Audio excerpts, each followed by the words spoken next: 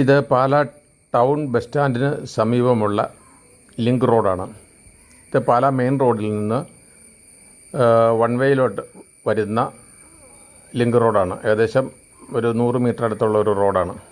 എന്നാൽ മുനിസിപ്പാലിറ്റി അത് ഈ സിമൻറ്റ് ബ്ലോക്കിട്ട് ആ റോഡ് ഒരു 1.5 വർഷം മുമ്പ് ഡെവലപ്പ് ചെയ്തപ്പോൾ അതിൻ്റെ മറ്റേ റോഡിലോട്ട് കയറുന്ന ഭാഗം ഏതാണ്ട് ഒരു 5-6 അടി നിങ്ങൾക്ക് ഈ പടത്തിൽ കാണുന്നത് പോലെ ഗ്യാപ്പ് കിടക്കുകയാണ്.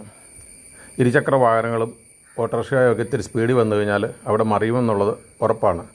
അപ്പോൾ പതിവായിട്ട് വരുന്ന വാഹനങ്ങളായതുകൊണ്ട് അവിടെ സൂക്ഷിച്ചു പോകുന്നു എന്ന് മാത്രം. വളരെ അശാസ്ത്രീയമായിട്ടാണിത് നിർമ്മിച്ചിരിക്കുന്നത്.